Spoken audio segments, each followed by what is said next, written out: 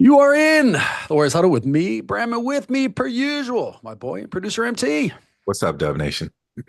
Tough day, Marcus. Tough day. So look, both of us said Warriors in six. I would imagine both of us went into that game five. We thought that they would lose, and then we got punched in the dick, and it was terrible, and it was super hard to watch. So tough time to be recording a podcast. We've got a lot of stuff that looks forward, a couple of things that look back, but start me with just watching experience. How was game five for you?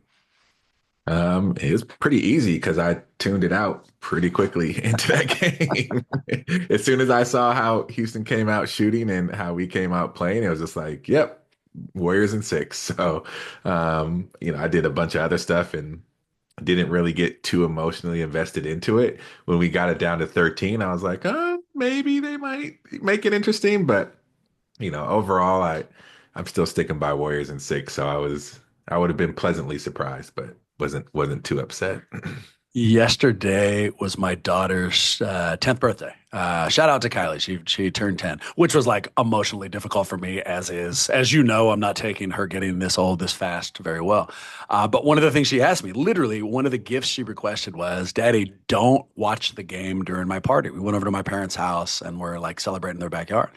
And I mean, fair request. I lose my mind and I would have ruined the party. So I don't, I really don't. I stay away from it. And then we get into the car and I rip the band-aid off. I look on ESPN and find out the score. And I went home and watched it. But when I went home and watched it, I already knew, like they're going to get their ass kicked. And it was such an interesting, it's like a step removed. Like it still really hurt, but none of the angst because I knew what the fucking final outcome was. Although I will say, at one point in the third, I'm screaming like that terrible call or something. I don't remember what. And Eric goes, "You know what happens?" It's like, what? Why are you interacting with it? Like, what's wrong with you? And I told her to just let me watch the game in the way that I need to watch it, which nobody understood. I can tell you right now, it landed on deaf ears for sure. Nice.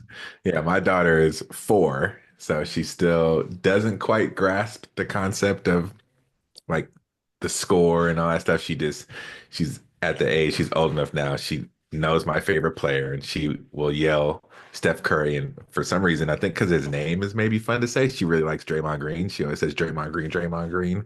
Um, but she asked, she was like, "Oh, who are they playing?" And I say, "Oh, they're playing the Rockets." And then she does this game where she runs out and runs back into the room and says, "Go Warriors, go whoever the other team is," because she wants to like tease me that she's rooting for the other team.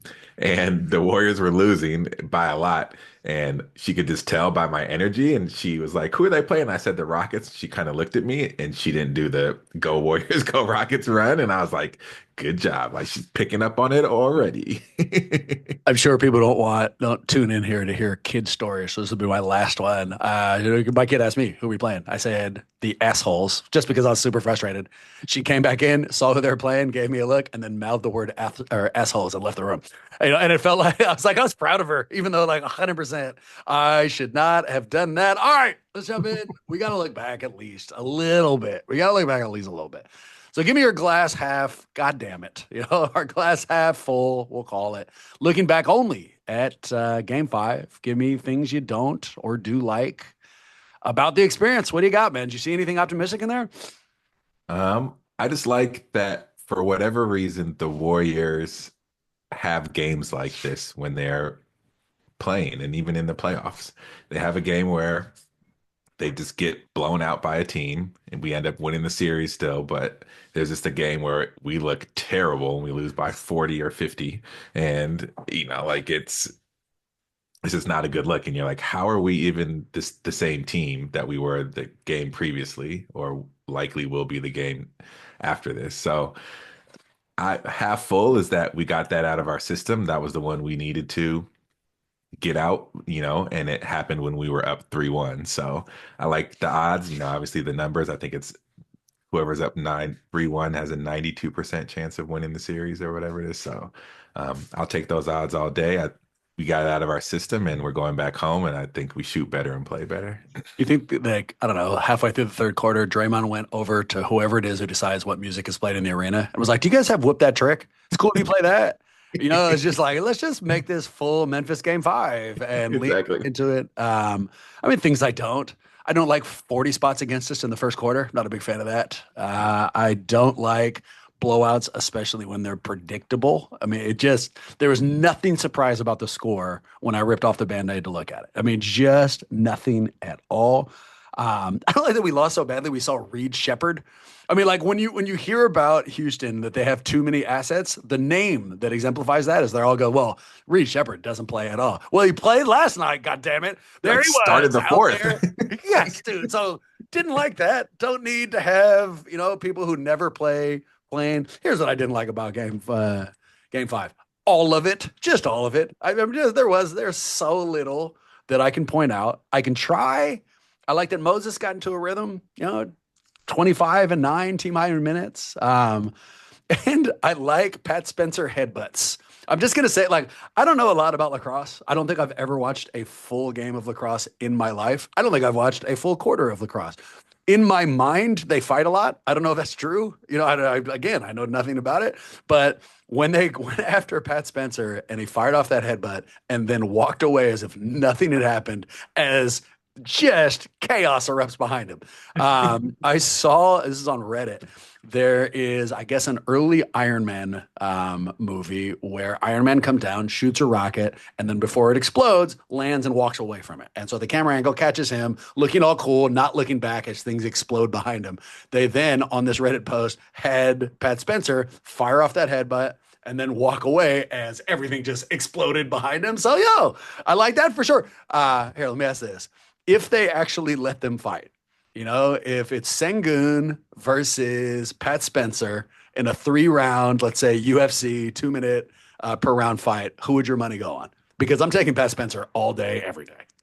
Yeah, I would go Pat Spencer, but only if he can get it done in round one. Otherwise, I feel like the weight difference and Sengun is just a big dude. Like he probably has some sneaky tricks. So, but lacrosse players are tough, and I would give the edge to Pat for sure. Uh, the definition of glass half is the veterans' reactions on the fourth as that game ended. Glass half full, they weren't worried at all. Like not at all. Glass half empty, they weren't worried at all. They didn't look like they were engaged. And I don't know what I want more. They look like a group of people on a really long flight. Like they didn't want to be there. They're uncomfortable, but it's not the worst thing. It's fine. They had some friends. They were talking. If they had phones, they would have been looking at them. And I don't know if I wanted them to be angsty and furious and, like wanting to get out there right now, or if they just kind of recognize, hey, some time off. Let's get our rest and come back for game six. I don't know. I don't know what the better one is. Yeah, I don't know either. I know my wife who casually watches came in and saw the score and she said, "Oh," and her first reaction was, "Is this one of those games that they do it? They're playing this way because they have to make more money?" I was like, immediately went conspiracy theory, even as a casual fan. And, like, I don't think that was the case, but I agree. They were on the bench very casual, as if to to communicate, like, yeah, like we all saw this coming. Uh, It's just one of those games. They're not going to shoot 69%, for the half in most games. So, you know, hat tip your hat to them. They shot it really well, but I don't think they can sustain that for 3 games in a row. did you like the lack of, I mean, of course we don't want them to panic. Do you want them to be more angry on the bench? Or did you like the kind of laissez-faire, whatever. We'll see you guys back in Oakland or San Francisco. I didn't mind it. And I can't tell if it's because I just expected it to go 6 or, but there's always a danger. You don't want to play around with the team and give them any hope or life. Exactly right. I think if we were playing better and they were shooting more poorly, to be more specific, then I probably would have taken their approach, a little harder. But the game was decided, like after that first quarter, we played pretty even, but you're in such a hole. I think they just were like, all right, let's get on a flight back to the Bay. This is going to be definition of end result analysis. If they win the series, I'm going to be talking like years from now. Be like, what was incredible about them? Their moxie. They could be down 25, didn't care. It meant nothing. They knew they were going to win. They lose this series, you're going to hear like, they didn't even give a shit when they were down 25.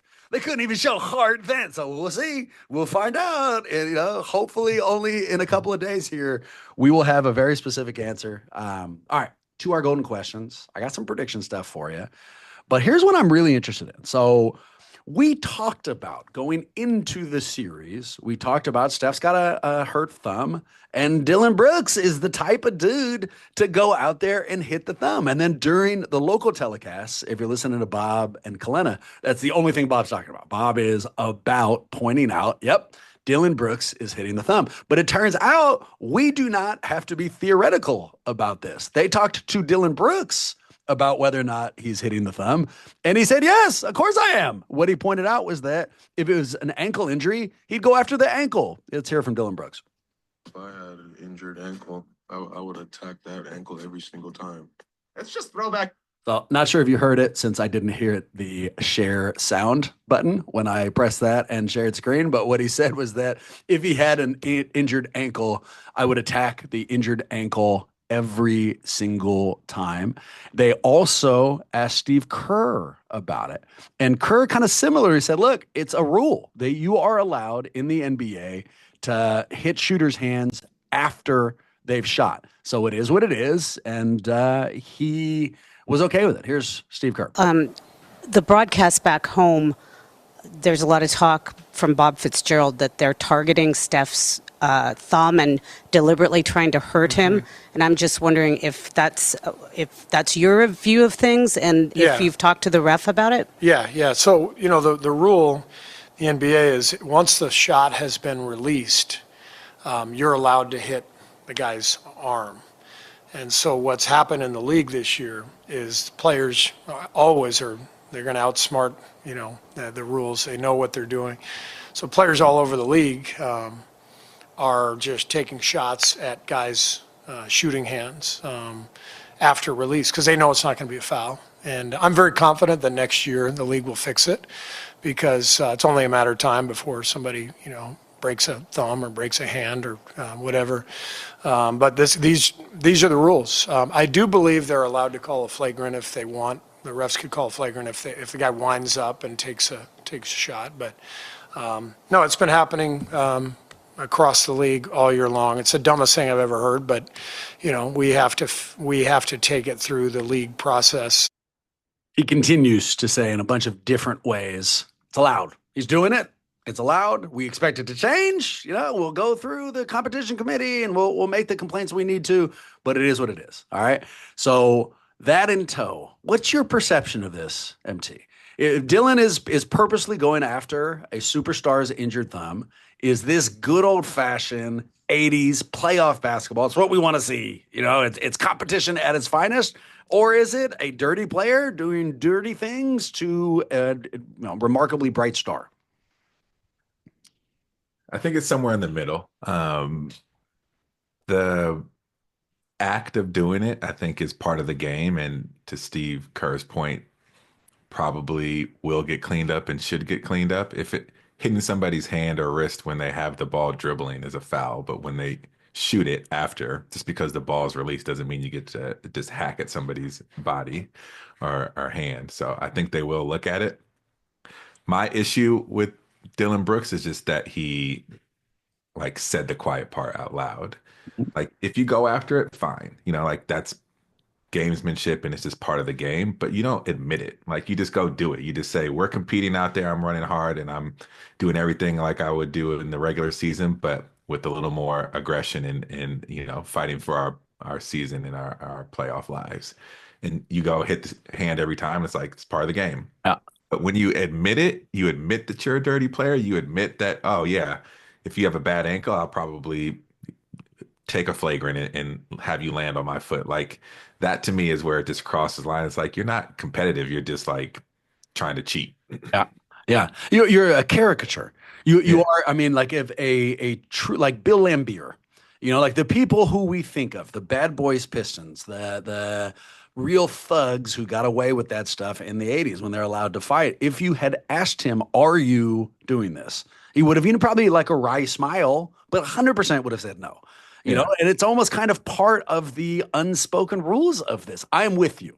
I'll take it a step further. If it was Sengun who had a hurt big toe, would I want Draymond to be accidentally stepping on it all the time? I would. I absolutely would. But would I want him to say every time I see Sengun, I get a little heavy footed? No, I do not. I think it is classless to put it actually out into the air. So allowable, but I don't like that he's talking about it. I think you're right there. Yeah, exactly. Like people will probably on the other side be like applaud and say we like his honesty that he's answering the question honestly. It's like, yeah, but you don't like it's giving too much credit. Just because you're being honest doesn't mean that you don't you sacrificed integrity. Like being honest doesn't absolve you from being a bully about it. Dylan Brooks wants to be a household name. And the practical reality of this, I mean, this is conjecture. I don't know. I'm just guessing. But I think he would like to be known. He is a certifiable NBA starter for sure. He's got that talent. He deserves to be on a team. He deserves to be a starter on a playoff team. He is an NBA player for sure. But I don't think he's happy with that. I think he would like to be a household name. But he's not good enough on offense, and he's not good enough on defense for casual fans to know him.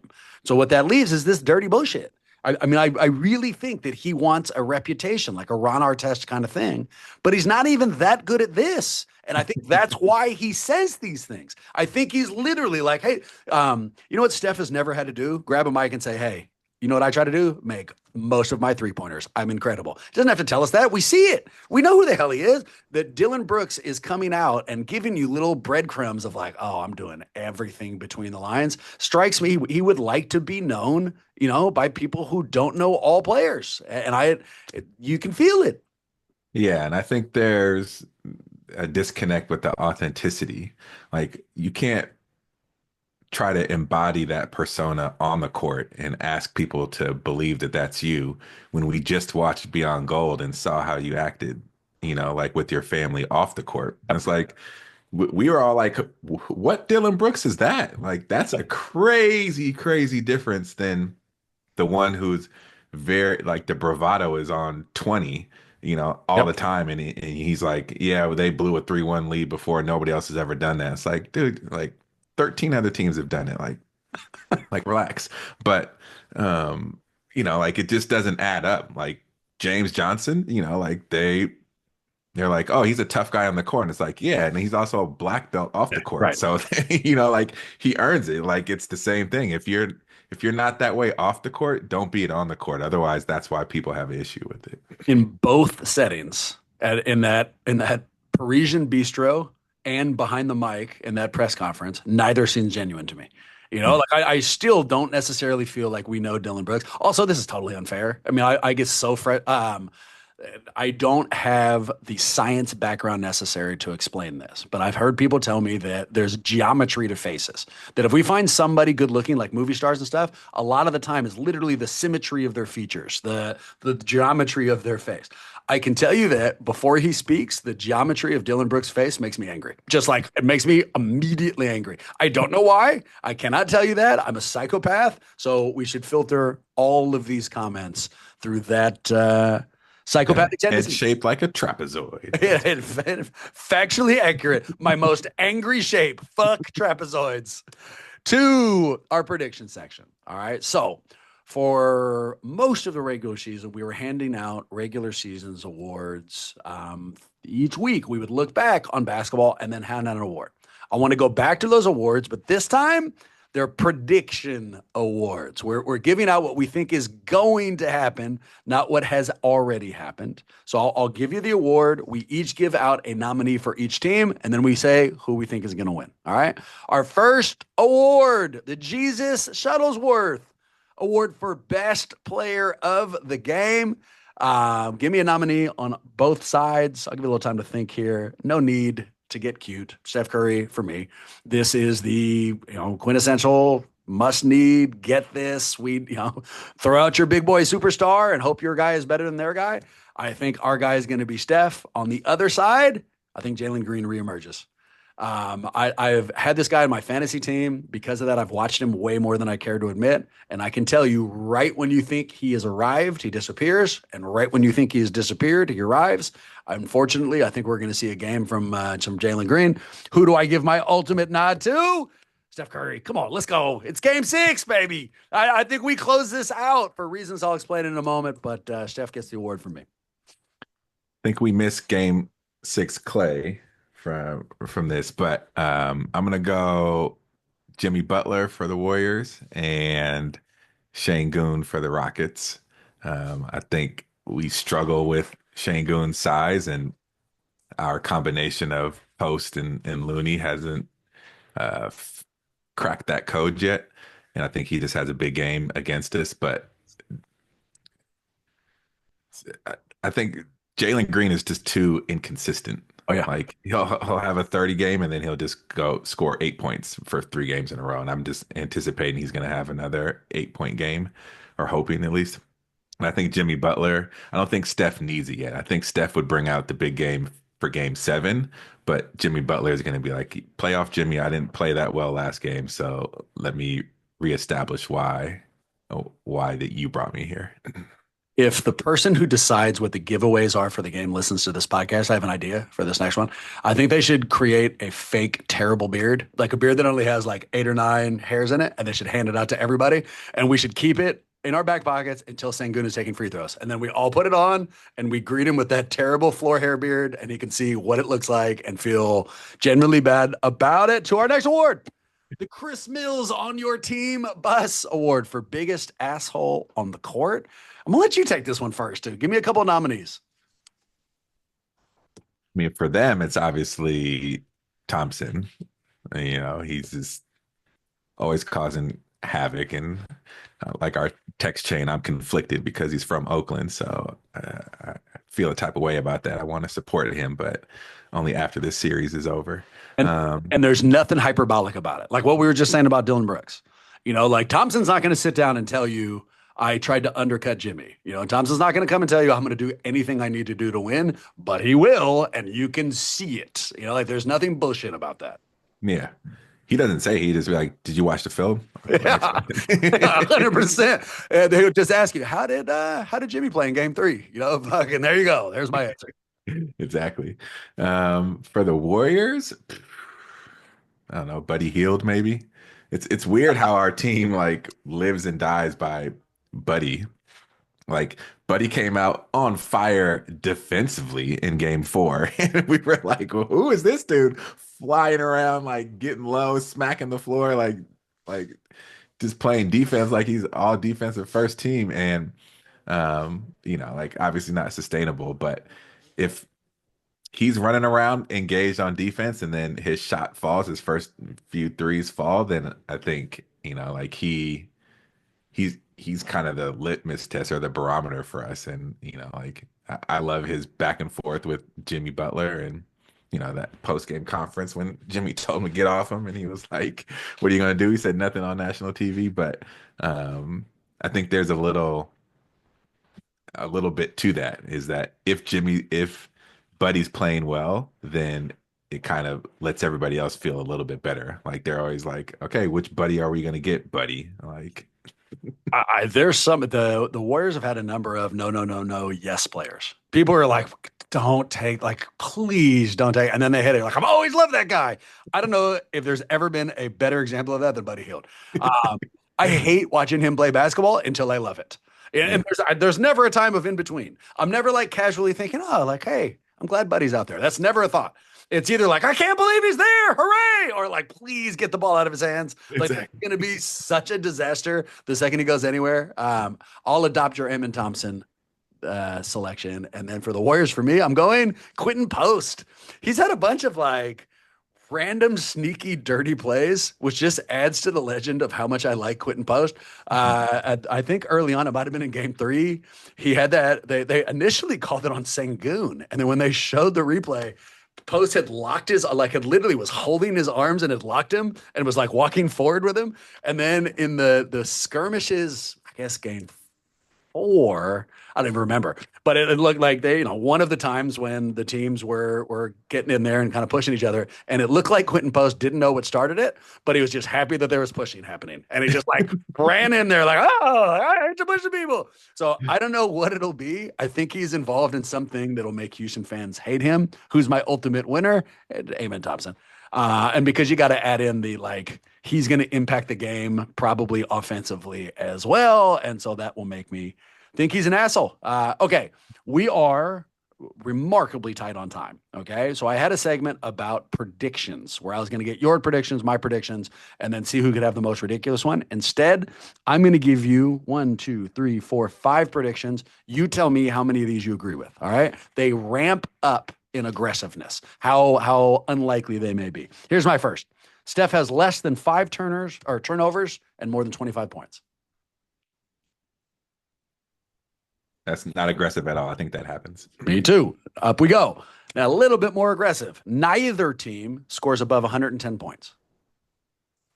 Agree. Number 3, both coaches get technical fouls. Ooh. I think only Udoka gets one. I'm going, we're going to see the return of clipboard shattering Kerr. Number 4, this one might be the hardest one. 90%, Marcus, 90% of Chase Center wears the shirt.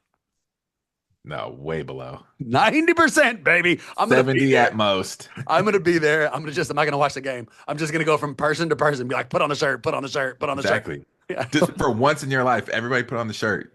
It's a free shirt. It's the most, I guess it's not the most impressive game at Chess since they had a 22 finals run.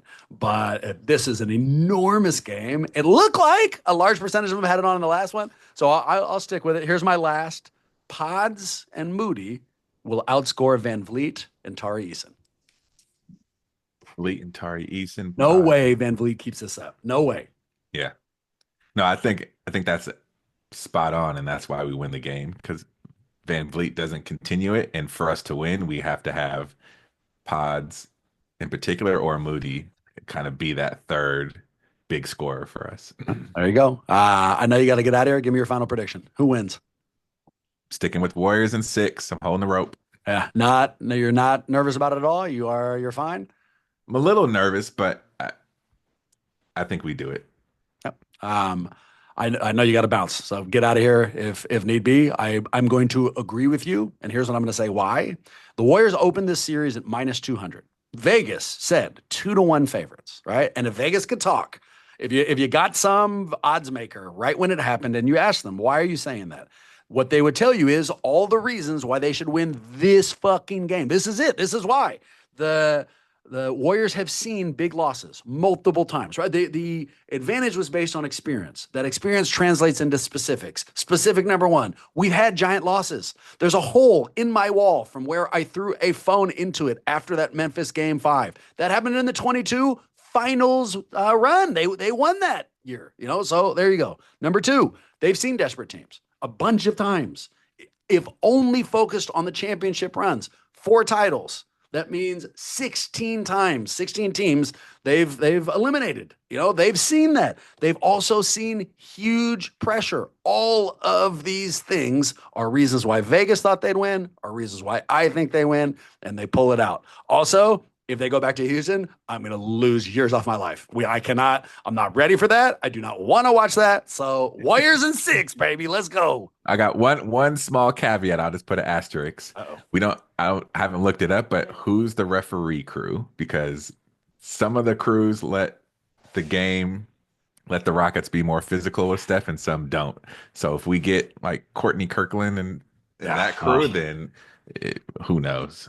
I want to see Adam Silver as a ref just come in there and protect Steph. It's like, I can't trust you bastards anymore. And we're going all Steph from here on out. And I like the idea you said, Game 6 Clay is in here. This is like the WWF. I love the idea out of nowhere in the starting lineup. Suddenly they play Clay's music and he just shows up. It's like, oh, it's game 6 Clay. Like, oh, who saw that coming? I missed you too. Here we go. All right, man. Well, hopefully the next time we talk, we'll be breaking down a series with Minnesota, but we'll find out together, I guess. Sounds good. Yeah. All right. Go Warriors. We appreciate you guys. Support us on Patreon, YouTube, the whole 9 yards, and we'll see you real soon.